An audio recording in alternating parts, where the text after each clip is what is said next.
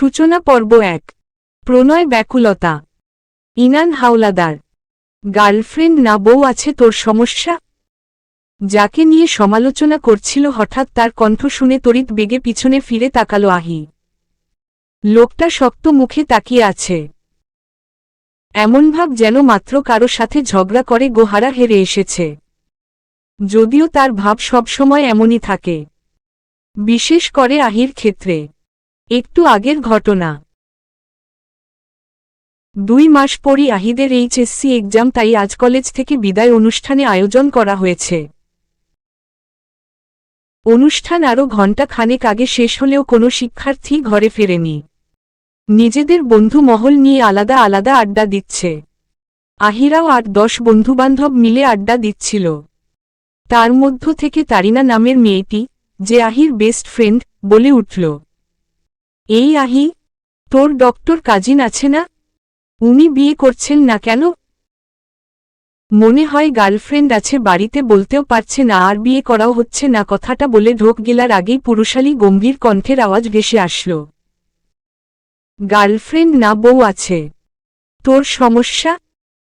সূর্য প্রায় ডুবি ডুবি, আকাশ জুড়ে এখনো লালচে আভা বিদ্যমান।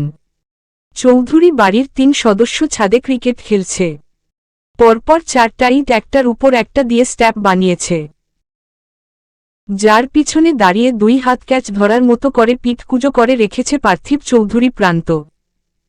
প্রান্ত না রেখে দুরন্ত রাখলেই ক্যারেক্টারের সাথে নামটা জুৎসই হতো। এই তো ব্যাট হাতে দাঁড়িয়ে বারবার ছাদের মেঝেতে ক্ষুদ্র ক্ষুদ্র বাড়ি মারছে 5ম শ্রেণীতে পড়ুয়া এক বালিকা তাবাস্সুম চৌধুরী। চৌধুরী বাড়ির সবচেয়ে কনিষ্ঠা সদস্য। তারই সামনে দাঁড়িয়ে বল করার প্রস্তুতি নিচ্ছে সাফওয়ান চৌধুরী শান্ত, যার নাম শান্ত হলেও কাজকর্ম, কথাবার্তা সবই অশান্ত। মেয়েটা যতটা প্রস্তুতি নিয়ে ব্যাট হাতে দাঁড়িয়েছিল ঠিক ততটা অপ্রস্তুতি নিয়ে প্রথম বলেই কুপোকাত। পরপর সাজিয়ে রাখা ইটের মাঝের 2টি ইট বেঁকিয়ে স্ট্যাম্প ভেঙে যায় অবস্থা। সাথে সাথে বাকি 2 জন একসাথে চিৎকার করে বলে উঠল, আউট, আউট! ভাইয়া, ভাইয়া, আরেকটা বল করো প্লিজ, মায়াভরা কণ্ঠে আর্জি করল তাহি। চৌধুরী বাড়ির 3 গিন্নি ড্রয়িং রুমের একপাশে মাদুর ফেলে শাক ছিঁড়ছেন আর নানা সাংসারিক আলাপ করছেন। বড় গিন্নি পারভিন আরা বেগম, মেজ গিন্নি মারুফা বেগম আর ছোট গিন্নি লতা বেগম ছেলে মেয়েদের হৈহুল্লোড় শুনে থেকে থেকে গলা উঁচু করে ডাক ছাড়ছেন। কে শোনে কার কথা? বিচ্ছুগুলো তো তাদের কাজে ব্যস্ত। বাড়ির বড় কর্তা আকবর চৌধুরী, যার 2 সন্তান তাশরিক চৌধুরী তুর্য আর তাহি, মেজ কর্তা আসলাম চৌধুরী, যার একমাত্র কন্যা আফহানা চৌধুরী আহি, আর ছোট কর্তা আসিফ চৌধুরী, যার 2 পুত্র শান্ত ও প্রান্ত, যাদের বয়সের পার্থক্য মাত্র 2 বছর হলেও দেখে বোঝা মুশকিল। হঠাৎ কেউ দেখলে ভাববে তারা যমজ। কলেজ গেটের একপাশে পার্কিং করে রাখা ব্ল্যাক কার। যদিও এই গাড়িতে ওঠার সৌভাগ্য এখনও চৌধুরী বাড়ির কারোই হয়নি। হাঁটার গতি কিছুটা দৌড়ের মতো করে এগিয়ে যাচ্ছে আহি। তার পিছন পিছন এক হাত পকেটে গুজে আরেক হাতে মোবাইল ধরে কথা বলতে বলতে সাহেবী কায়দায় হেঁটে আসছে দ্য গ্রেট তাশরিক তুর্য। কোথায় ওঠার চিন্তা ভাবনা করছিস তুই? মাত্র গাড়ির দরজা খোলার জন্য হাত বাড়িয়েছিল আহি, তখনই কথাটা বলল তুর্য। কেন, বাড়িতে যাব না? তোর কি মনে হয় এই বেশে তোকে আমি গাড়িতে উঠতে দেব? নিজের দিকে একবার তাকা। আহি একবার নিজের পা থেকে মাথা অবধি দেখে ঠোঁট গোল করে ছোট করে একটা শ্বাস ছেড়ে মনে মনে বলল, যেই লোক সদ্য গোসল সেরে আসলেও গাড়িতে উঠতে দেয় না, সেই লোক কি আর আবিরসহ গাড়িতে তুলবে? এমন ভাব করে যেন পৃথিবীতে একটাই গাড়ি আছে আর যেটা ওনার। ছোটলোক কোথাকার! আহির নানান ভাবনার মাঝে তুর্য একটা রিকশা ডেকে তাকে উঠতে বলে নিজে গাড়িতে বসে স্টার্ট দিল। যতটা সম্ভব রিকশার সাথে তাল মিলিয়ে যাওয়ার চেষ্টা করছে। আহি রিকশার ভিতর থেকে ঘন ঘন মাথা বার করে দেখছে তার বন্ধু বান্ধব কেউ আবার দেখে নিল না তো। কত বড় অপমান! ভাই গাড়ি নিয়ে এসেছে অথচ বোনকে রিকশায় করে বাড়ি পাঠাচ্ছে। সেটা যদি ওরা দেখে নেয় তাহলে? এতদিন বলে এসেছে আমার চাচারা আমাকে আমার আব্বুর থেকে বেশি আদর করে, চাচিরা মায়ের থেকেও বেশি ভালোবাসে, আর তুর্য ভাই, সে তো পুরো আপন বোনের নজরে দেখে, তাহির থেকেও তাকে বেশি ভালোবাসে।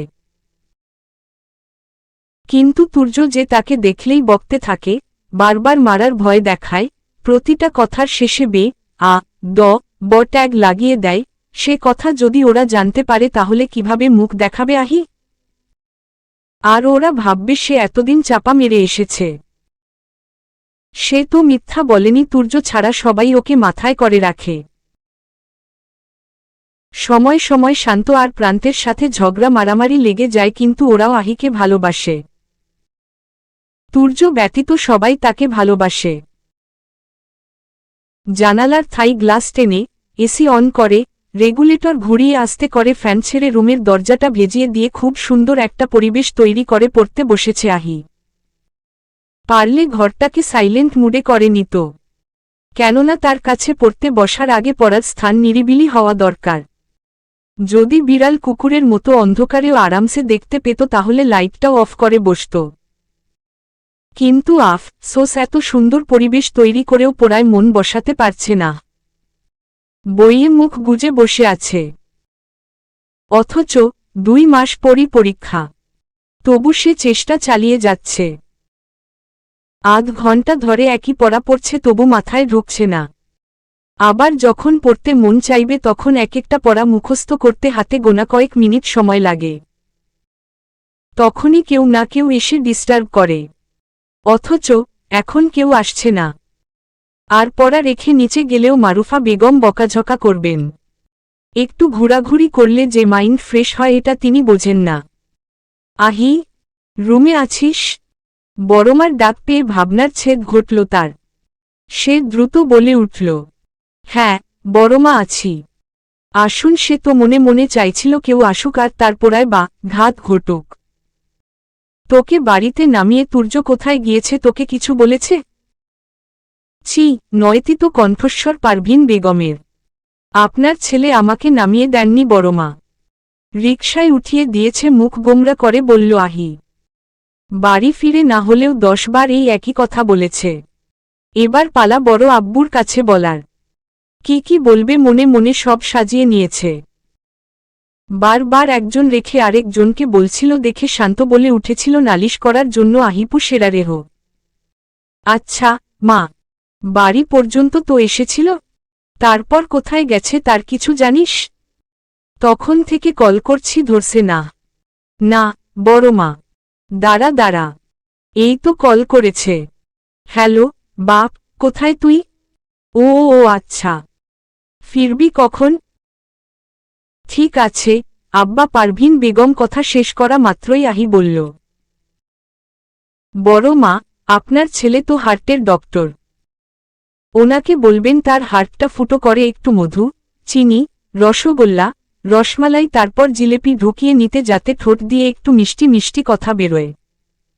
আহির কথা শুনে পারভিন বেগম হাসতে হাসতে বলতে লাগলেন, সবাই কি আর একরকম স্বভাবের হয়? আর সবার মধ্যে কি আর সব গুণ থেকে?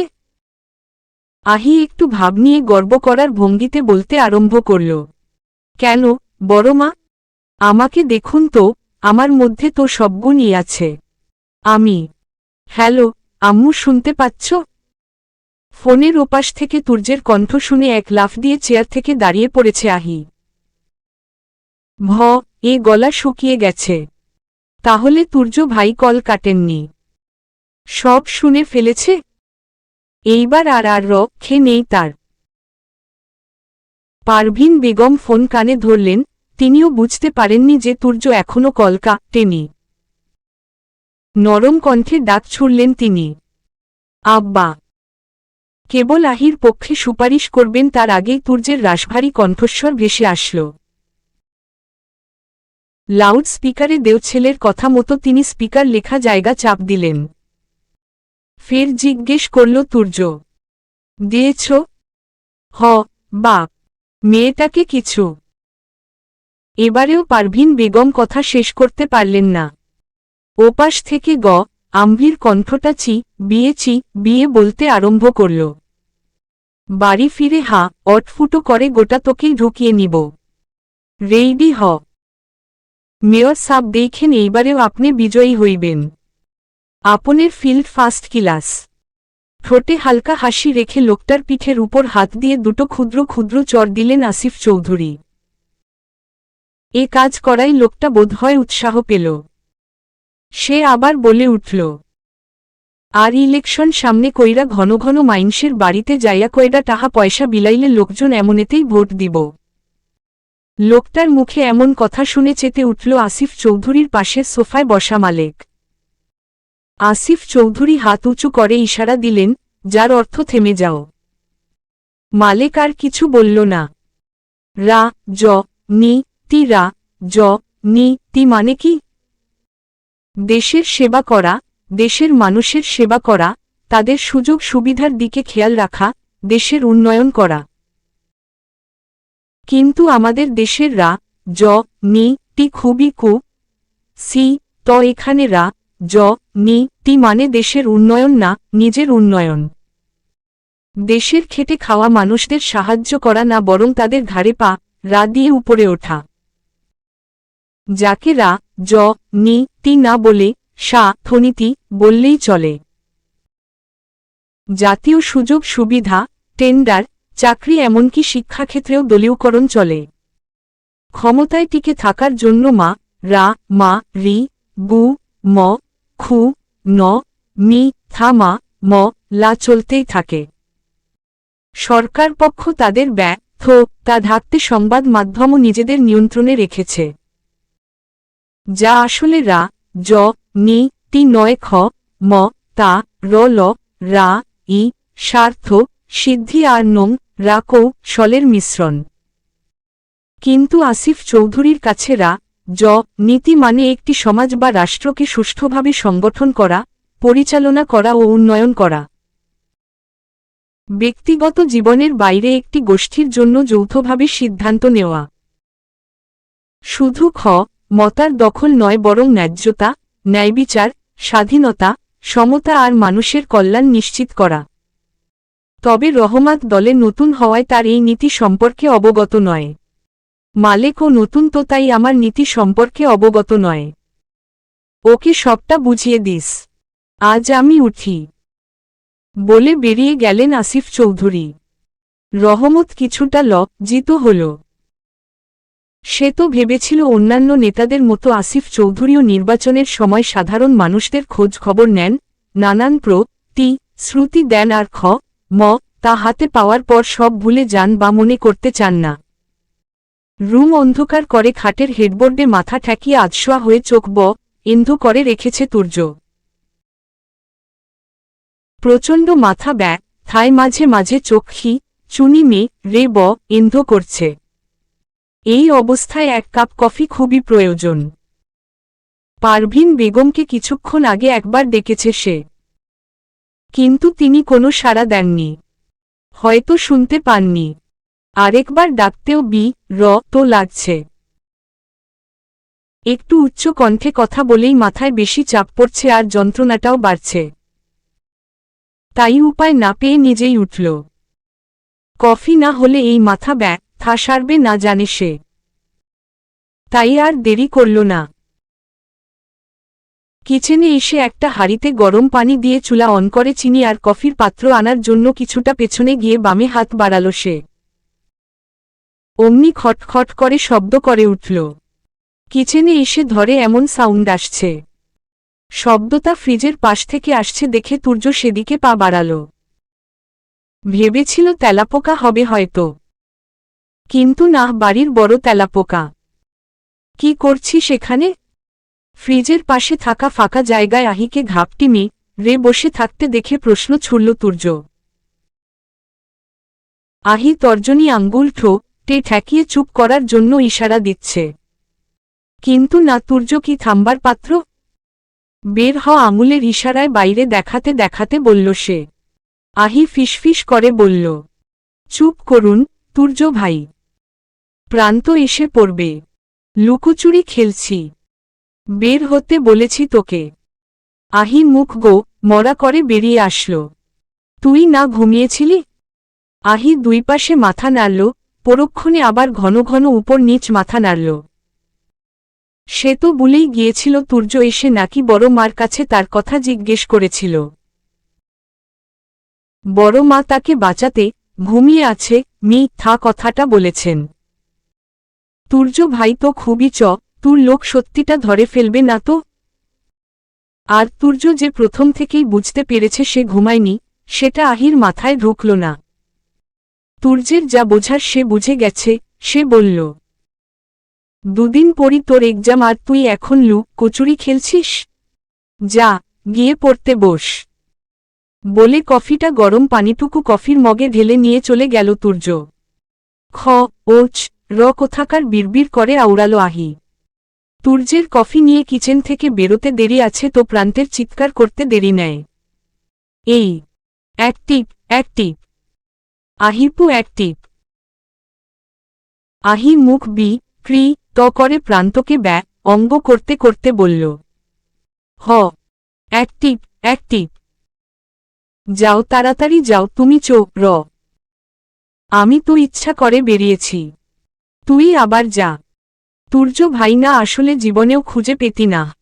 না পেতাম না, তুমি প্রতিবার কিচেনেই লুকাও আমার জানা আছে। যাও তুমি। আসছে আমার সর্বজান্তা। এ কি হয়েছে? গড়া কেন করছিস? লুকানো থেকে বেরিয়ে আসতে আসতে বলল শান্ত।